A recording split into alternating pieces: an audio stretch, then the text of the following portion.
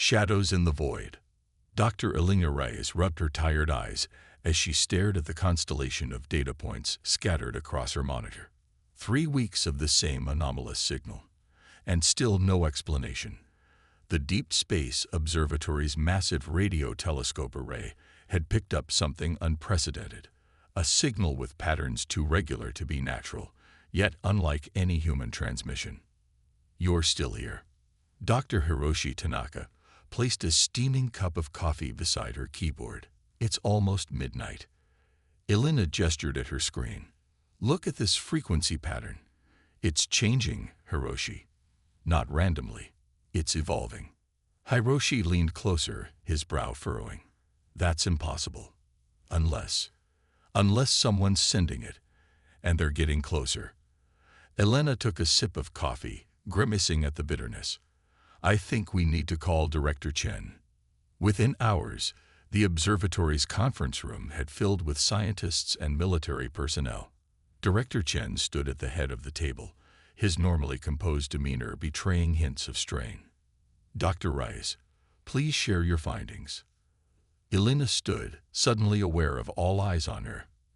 At 34, she was the youngest xenolinguist ever appointed to the DSO, and moments like these reminded her of why she'd chosen a career deciphering potential alien communications rather than human ones. 3 weeks ago, our deep space array detected an anomalous signal originating from the vicinity of HD 219,134, approximately 21 light-years away. She displayed the visualization on the main screen. "Initially, we classified it as stellar interference, but the pattern has been changing systematically. As of yesterday, we've confirmed it's approaching our solar system at approximately 1/8 the speed of light." The room erupted in murmurs until Colonel Nathan Jackson, the military liaison, raised his hand. "Are you suggesting this is a first contact scenario, Doctor?" Elena met his skeptical gaze. "I'm suggesting something is coming, Colonel. Whether it's a natural phenomenon or something else remains to be determined." "How long until it reaches Earth?" Director Chen asked. "At current velocity, approximately 14 months. The silence that followed felt heavier than before. On the other side of the world, Dr. Marcus Wee shivered despite his thermal suit. The Antarctic wind howled outside the research station, but down here, nearly 2 kilometers beneath the ice, the air was still. "Amazing," whispered Dr. Sofia Diallo, her breath visible in the cold. "The dating puts this chamber at over 50,000 years old, but look at the perfection of these walls." Marcus ran his gloved hand over the smooth, dark surface. Unlike natural stone, it felt almost warm to the touch, and the strange symbols etched into its surface seemed to shimmer under their lights. "The composition is unlike anything I've seen," he said. "It's some kind of metal-organic hybrid." Their discovery had been accidental. A routine ice core sample had revealed anomalous readings, leading to a full expedition. What they'd found defied explanation. A massive chamber beneath the Antarctic ice, perfectly preserved and untouched by time. "Marcus, you need to see this." Sophia's voice echoed from deeper in the chamber. He followed her voice to find her standing before what appeared to be a console of some kind, its surface inlaid with crystalline structures arranged in geometric patterns. "Is it technology?" Marcus asked, reaching toward it. "Don't touch it," Sophia warned, but too late. As Marcus's fingers brushed the surface, the crystals illuminated with a soft blue glow.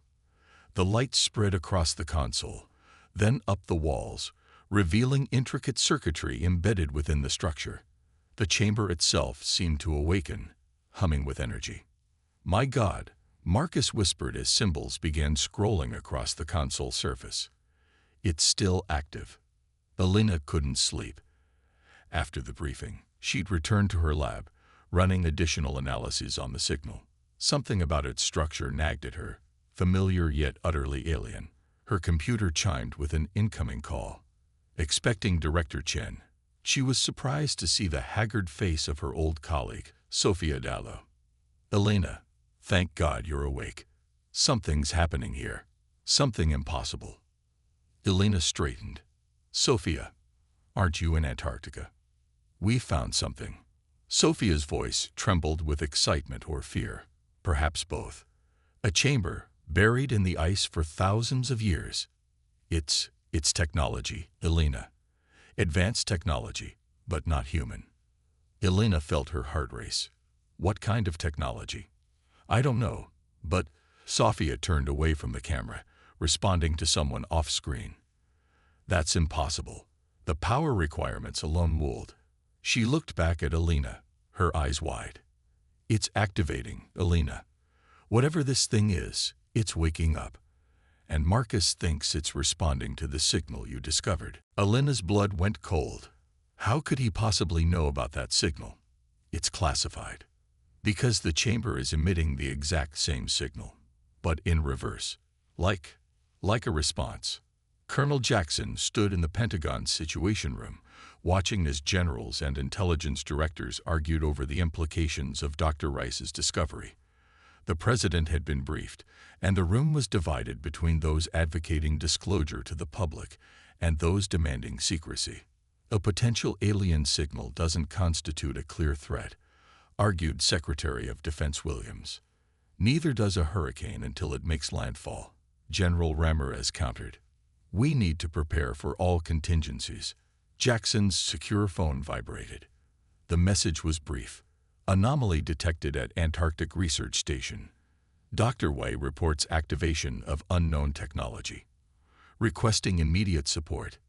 He cleared his throat, interrupting the debate. Sir, we have a situation in Antarctica. All eyes turned to him as he explained the development. The room fell silent. Are you telling me, the president said slowly, that an alien signal from space has potentially activated alien technology buried on Earth? Jackson nodded. Yes, sir. And if Dr. Way's preliminary assessment is correct, the technology is preparing for something. He described it as waking up. The chamber had transformed. What had been dark and dormant now pulsed with energy, holographic displays projecting unknown star systems into the air. Sophia and Marcus stood transfixed as the central platform began to reconfigure itself, components shifting and assembling. It's building something, Marcus whispered. The process accelerated, metal and crystalline structures flowing like liquid, taking shape before their eyes. Then, with a final pulse of energy, it was complete. Standing before them was a humanoid figure, nearly 3 meters tall, its body a seamless blend of organic tissue and advanced technology. Its surface shimmered with the same material as the chamber walls, and its featureless face suddenly illuminated with points of light that resembled eyes. For a moment, no one moved. Then the figure spoke, not with sound, but directly into their minds. Threat detected. Guardian protocol initiated. Analyzing current planetary status. Sophia found her voice first. What? What are you? The figure turned toward her, its movements fluid and precise. I am the Sentinel, created to protect this world from the Dominion. After 50,000 years of dormancy, I have been awakened by their approach. The Dominion? Marcus asked. What's that? The harvesters of worlds. The destroyers of potential. They have found Earth again, and they are coming. Elena was on a military transport to Antarctica within hours, along with Colonel Jackson and a team of specialists. The situation had escalated beyond scientific curiosity. It was now a matter of global security. Do you really believe this thing is some kind of alien guardian? Jackson asked as their plane began its descent. Elena looked up from her tablet, where she'd been analyzing the latest signal data. I believe something advanced created both the signal and the chamber. Whether it's a guardian or a threat remains to be seen. And these Dominion it mentioned. If they're real and hostile, we need to understand what we're facing. Elena paused. Colonel, in every first contact scenario I've studied, there's one constant. Knowledge is our best defense. Jackson's expression remained skeptical, but he nodded. Then let's hope this Sentinel is feeling talkative. The research station had been transformed into a secure facility, with military personnel and scientific teams working alongside each other. As Alina and Jackson were led to the chamber, they could feel the energy emanating from below, a vibration that resonated through the ice itself. Sophia met them at the entrance, her face drawn with exhaustion and wonder. "It's been communicating with us, Alina, sharing information about its creators, about Earth's history. You won't believe what we've learned." "Try me," Alina said. "Humanity isn't just another evolved species. We were engineered, or at least guided in our development. The Sentinel says Earth was a seed world, one of thousands planted by a race it calls the progenitors." Jackson frowned. "Engineered for what purpose?" "That's the thing," Sophia replied, leading them deeper into the facility. "The Sentinel doesn't know. It says the progenitors vanished before completing their work, leaving the Sentinels to protect their investments until they returned. But they never did." They reached the chamber entrance, where armed guards stood at attention. Beyond them, Alina could see the massive figure of the Sentinel, surrounded by scientists and equipment. As they approached, the Sentinel turned toward them, its luminous eyes focusing on Alina with unnerving precision. "The translator has arrived." "Good. Time grows short." Alina startled. "How do you know who I am?" "I have accessed your information networks. Primitive, but functional. You specialize in understanding alien communication. You will be needed." "Needed for what?" Jackson interjected. The Sentinel's gaze shifted to them. "To prepare your world for war, soldier. The Dominion has detected my awakening. They will accelerate their approach. Earth has less time than you believe." "How much time?" Alina asked. "Months, not years. Their advanced scouts will arrive first to assess Earth's defenses." "And what exactly are these Dominion?" Jackson demanded. "Why are they coming here?" The Sentinel's form seemed to darken, the lights across its surface dimming. "They are the shadow that falls between stars. They harvest worlds with potential, extracting resources and genetic material. They seek what the progenitors left behind, the key to transcendence hidden within your species." "Within humans?" Alina asked incredulously. "Yes, though you do not yet comprehend your own significance. The progenitors seeded many worlds, but Earth was special, their masterwork. And now, the Dominion comes to claim it." The Sentinel extended its hand, projecting a holographic image of space above their heads. A fleet of massive ships appeared, their design angular and predatory. "This is the enemy, and I cannot defeat them alone." Alina and Jackson exchanged glances. The implications were staggering. An alien armada approaching Earth, a mysterious guardian awakened beneath the ice, and humanity caught in the middle of a conflict that had begun before their species even existed. "If what you're saying is true," Alina said carefully, "then we need to know everything. About the Dominion, about the progenitors, and about whatever they left inside us that makes Earth so valuable." The Sentinel's eyes brightened. "Then we shall begin. But be warned, Dr. Alina Reyes. Once you learn the truth about your origins and your potential, nothing will ever be the same, for you or for humanity." As the Sentinel prepared to share its knowledge, deep in space, the Dominion fleet adjusted its course, accelerating toward the blue planet that had just revealed its long-hidden guardian. The hunt had begun, and the stars themselves seemed to hold their breath as ancient forces converged once more on Earth. The Awakening. 3 months after the Sentinel's awakening, the United Nations Security Council convened in an underground facility beneath Geneva. The room hummed with tension as representatives from the world's major powers listened to Alina Reyes's briefing. "The Sentinel has provided us with technology beyond our current understanding," she explained, gesturing to the holographic display. "We've established joint research teams across 5 continents, working to adapt these advances for Earth's defense. And we're supposed to trust this being." The Russian representative's skepticism was palpable. "A machine that claims to be 50,000 years old, warning us of invaders from space." Colonel Jackson stepped forward. The Sentinel's intel has been verified wherever possible. The approaching fleet is real. Our deep space telescopes confirmed it last month. Whatever its ultimate agenda, the Sentinel is helping us prepare for a very real threat. What exactly is this Dominion? Asked the Chinese ambassador. And what do they want with Earth? Elena tapped her tablet, changing the display to show the information the Sentinel had shared. According to the Sentinel, the Dominion was once a client species of the progenitors, the advanced race that created the Sentinels and guided Earth's development. When the progenitors vanished, the Dominion began hunting down their legacy, particularly their seeded worlds. They believed something valuable was hidden on Earth, Jackson added. Something in human genetics that the progenitors were developing. The Secretary General leaned forward.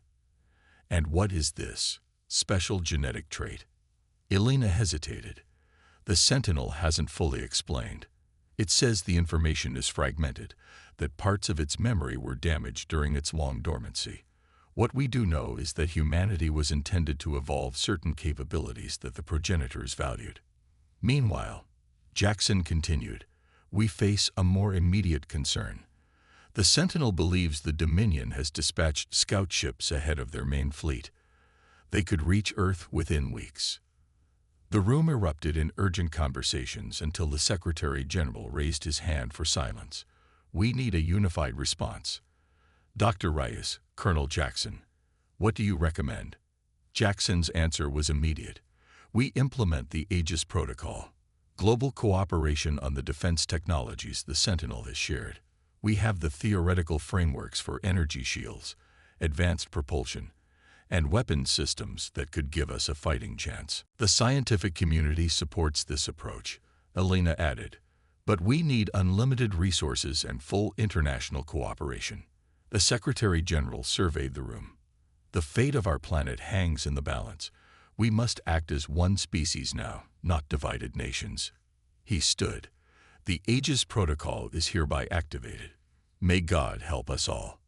High above Earth, in the newly constructed Sentinel orbital platform, Elena watched as technicians installed crystalline matrices into the station's core. The space station had been built in record time, combining human engineering with Sentinel technology. Impressive progress, the Sentinel observed, its voice resonating directly in her mind. Though it remained physically in Antarctica, it could project its consciousness through the neural interfaces it had helped develop. Humanity can accomplish remarkable things when unified by a common threat, Elena replied. Though I wonder if we'll maintain that unity if we survive this. If you survive, you doubt my assistance. Elena turned to face the holographic representation of the Sentinel. I've spent my career studying the possibility of alien life. Now I'm working with an ancient guardian to fight off an alien invasion. Forgive me if I have occasional doubts about our chances. The Sentinel's form shimmered. Your skepticism is reasonable. But remember, the progenitors did not choose Earth randomly. There is something within your species that even they considered exceptional. You keep saying that, but you won't tell us what it is. Because you are not ready to understand it. The knowledge must be earned. A technician approached, interrupting their conversation. Dr. Reyes, we've integrated the quantum communication array. Colonel Jackson is requesting a test of the system. Elena nodded and moved to the command center where Jackson's face appeared on the main screen, transmitted from the Antarctic base. The Deep Space Monitoring Network just picked up something, Jackson said without preamble. Multiple objects entering the solar system, moving fast. Elena felt her heart rate spike. The scout ships. Looks that way. They'll reach lunar orbit in approximately 26 hours. The Sentinel's holographic form expanded, interfacing with the station's systems to display the approaching vessels. Scout vessels, yes, but heavily armed. They will test your defenses, assess your capabilities. Are we ready? Elena asked. Jackson's expression was grim. We're about to find out. The world watched in stunned silence as the first visual confirmation of the Dominion scout ships appeared on screens globally. 7 obsidian vessels, shaped like elongated diamonds with protruding spines, decelerated as they approached Earth's moon. In the White House Situation Room, the president sat surrounded by advisors as Alina and Jackson reported via secure link. They haven't attempted communication, Alina explained. The Sentinel believes they're scanning our planet, assessing our level of technological development and military capability. And what are they seeing? The president asked. A fraction of what we actually have, Jackson replied. On the Sentinel's advice, we've concealed our most advanced defensive measures. The shield generators remain offline, and our orbital weapons platforms are running passive systems only. We're letting them think we're more vulnerable than we are. The president nodded. A strategic deception. Precisely, Jackson confirmed. We want them to report back that Earth is an easy target. When their main fleet arrives, they'll be unprepared for our actual capabilities. The president's security advisor leaned forward. And if these scout ships attack now? Jackson's expression darkened. Then we reveal our hand early. As if responding to the question, alarms suddenly blared across all channels. One of the scout ships had broken formation, accelerating toward Earth. They're making their move, Jackson announced. Permission to activate defensive systems. The president hesitated only a moment. Granted. Protect our planet, Colonel. On the orbital platform, Alina watched as previously concealed weapon systems emerged from Earth's satellite network. The Sentinel's consciousness flowed through the defense grid, coordinating the response with inhuman precision. The Dominion tests you. This is but a fraction of their capability. The scout ship launched a barrage of energy projectiles toward major cities. Before they could enter the atmosphere, a shimmering barrier materialized. The planetary shield grid activating for the first time. The projectiles impacted against the shield, dissipating in flashes of light visible from the ground. Millions looked up to see their first evidence of both alien attack and humanity's new defenses. Return fire, Jackson ordered from the Antarctic Command Center. Orbital platforms that had appeared to be ordinary satellites revealed advanced weapon systems, targeting the scout vessel with precisely calibrated energy beams. The shots connected, slicing through the ship's outer hull. For a moment, it seemed the encounter would end quickly. Then the damaged scout vessel released dozens of smaller craft that swarmed toward the shield. Drones, the Sentinel communicated, designed to find weaknesses in your defenses. The drones attacked the shield at various points, probing for vulnerabilities. One found a seam between generator coverages and slipped through, followed by several others. We have breaches, Jackson reported. Atmospheric fighters are engaging. Around the world, newly enhanced fighter jets scrambled to intercept the alien drones. The dogfights that ensued were unlike anything in human history. Earth aircraft empowered with Sentinel technology against the advanced alien machines. Alina watched the tactical display, heart pounding as humanity fought its first interstellar battle. Despite the enhanced technology, the human pilots were struggling against the alien drone's superior maneuverability. They're taking heavy losses, she said. Can't we do more? The Sentinel's consciousness seemed to intensify around her. There is one option. The Antarctic facility houses a defense system I have been repairing. It requires direct neural interface, a human mind to guide it. What kind of defense system? A weapon designed to counter Dominion technology specifically. But the neural load is substantial, dangerous to the operator. Alina immediately contacted Jackson. Colonel, the Sentinel says there's a weapon system in Antarctica that could turn the tide. Jackson's face showed immediate understanding. The chamber we haven't been able to activate. The one with the neural interface chair. Yes, but it's dangerous. Whoever uses it risks their mind. Jackson didn't hesitate. I'm already on my way there. Nathan, wait. But the colonel had already cut the communication. On the tactical display, more drones were breaking through the shield. Cities were now under direct attack, with casualties mounting despite evacuation efforts. In the depths of the Antarctic facility, Jackson strapped himself into the ancient chair. Scientists and military personnel surrounded him, their expressions ranging from concern to outright fear. "Sir, we don't fully understand this technology," protested Dr. Wei. "The neural interface could overwhelm your consciousness. We don't have time for a safer option," Jackson replied as the chair reclined automatically. "The Sentinel, can you hear me?" The chamber's walls illuminated with the now familiar pattern of the Sentinel's presence. "I am here, Colonel. Your willingness to sacrifice is noted and honored. Just tell me what to do. Relax your mind. Allow the interface to establish connection. Do not resist the flow of information." Jackson closed his eyes as crystalline filaments emerged from the headrest, gently connecting with his temples. Pain seared through his skull, followed by a flood of information too vast to comprehend. He saw stars being born and dying, civilizations rising and falling across countless worlds. He felt the age of the Sentinel, 50,000 years of patient waiting, watching over a developing world, and he glimpsed fragments of the progenitor's vision, humanity evolving toward something transcendent. Then, abruptly, he connected with the defense grid. His consciousness expanded outward, linking with satellites, weapon platforms, and finally, a massive energy cannon hidden beneath the Antarctic ice. Through eyes that were no longer entirely his own, Jackson targeted the alien scout ship and its drones. With a thought, he activated the cannon.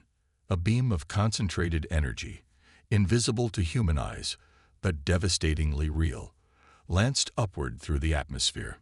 It struck the scout ship, bypassing its shields through some principle of physics humanity had yet to discover.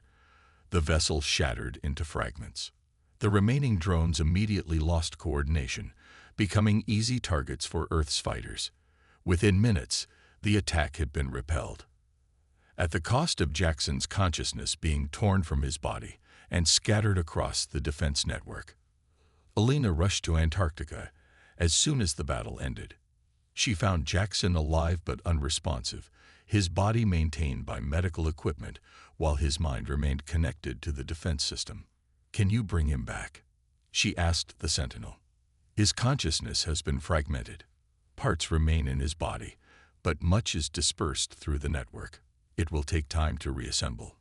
Will he be the same person?" The Sentinel's pause was answer enough.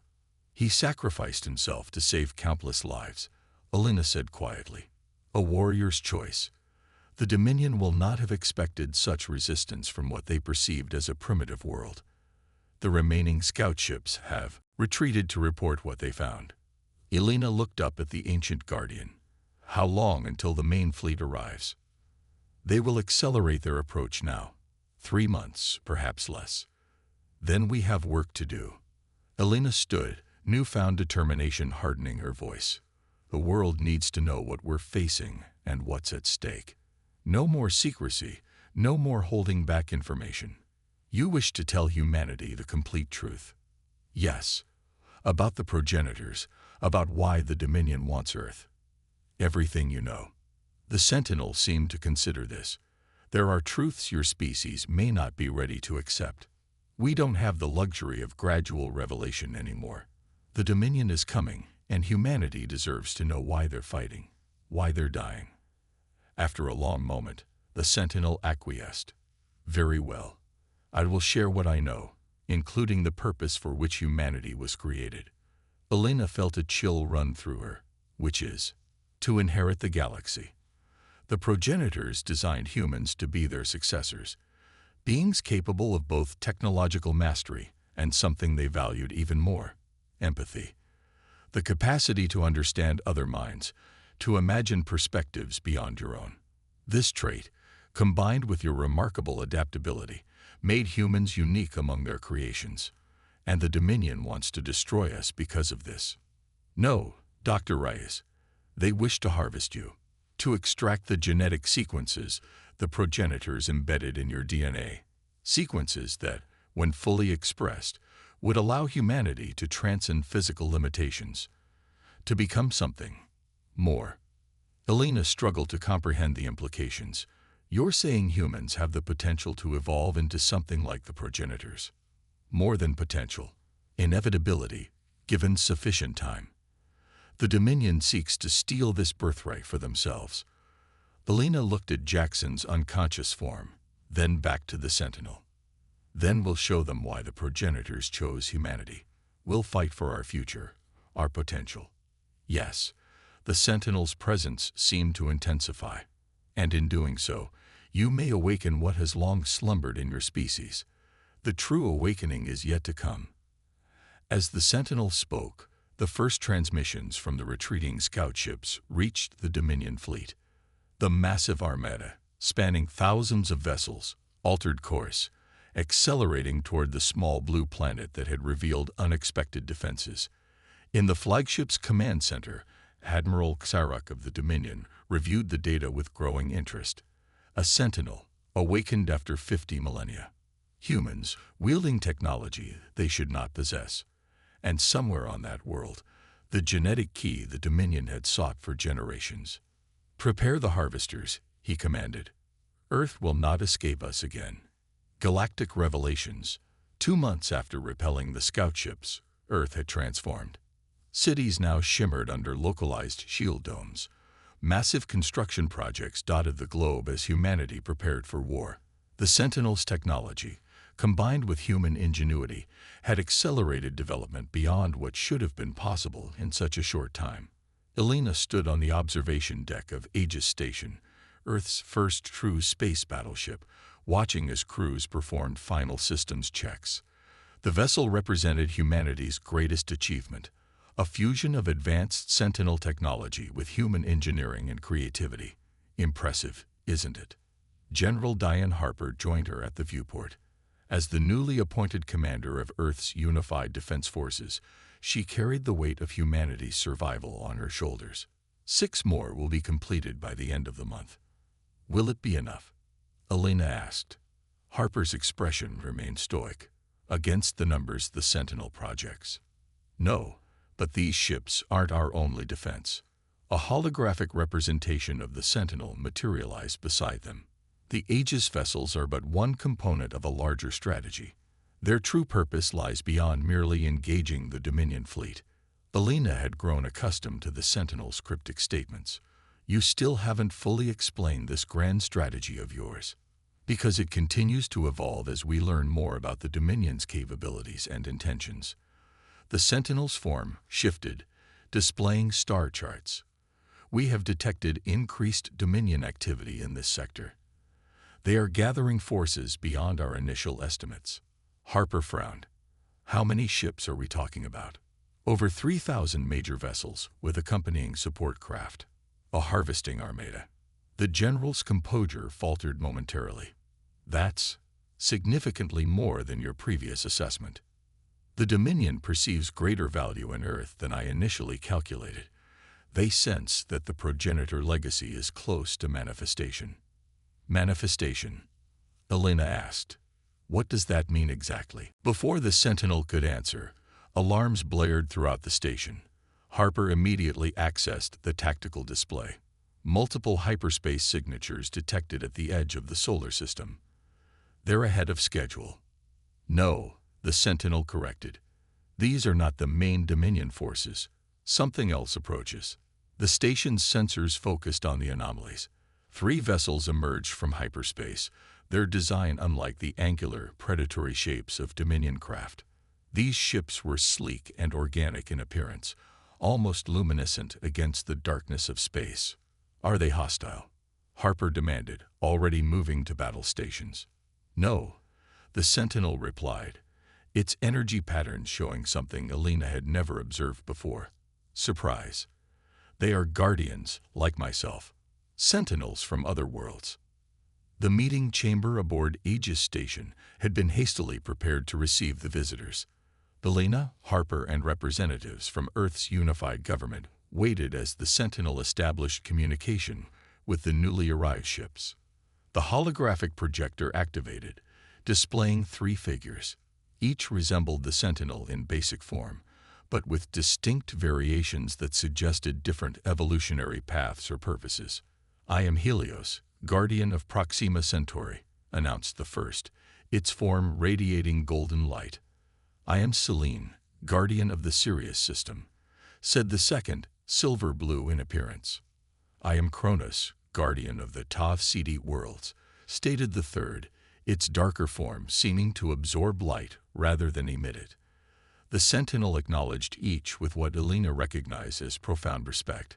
"I am Tellus, guardian of Earth. You honor us with your presence, but your awakening was not foreseen. The Dominion's movements have activated contingency protocols across all seeded worlds," Helios explained. "We come bearing knowledge and warning." Secretary General Rosario stepped forward. "We welcome you to Earth, and thank you for your assistance in our time of need." Cronus turned its attention to the human delegation. "Your species has advanced remarkably under Tellus's guidance, but you face a threat greater than you understand. The Dominion fleet approaching Earth is led by the Harvester Prime himself." "Harvester Prime?" Elena questioned. "Xerok, the supreme commander of all Dominion forces," Selene clarified. "He has not personally led a harvesting in over 1,000 years. His presence indicates the Dominion believes Earth holds the final key to the progenitor legacy." General Harper's expression hardened. "Then he's in for a disappointment. We won't surrender our planet or our people." "Your courage is admirable," Helios responded. "But conventional resistance, even with our technology, will not be sufficient. The Dominion's numbers are too great." "Then what do you propose?" Elena asked.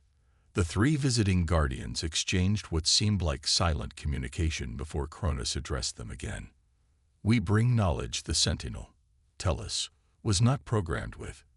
Information about the true nature of the progenitor plan and humanity's role within it." Elena felt a chill run through her. "The Sentinel told us humans were designed to inherit the progenitor's legacy, but he couldn't explain exactly what that meant." "Because that information was compartmentalized," Selene explained. "No single guardian held the complete truth to prevent the Dominion from extracting it should they capture one of us. Together," Helios continued, "we can activate the final protocol, the awakening, but it requires something only humans can provide." Secretary General Rosario narrowed her eyes. "What exactly would this awakening entail?" The Guardian's answer was interrupted by another alarm. Tactical displays flared to life, showing new signatures entering the solar system. Dominion vessels, dozens of them, moving faster,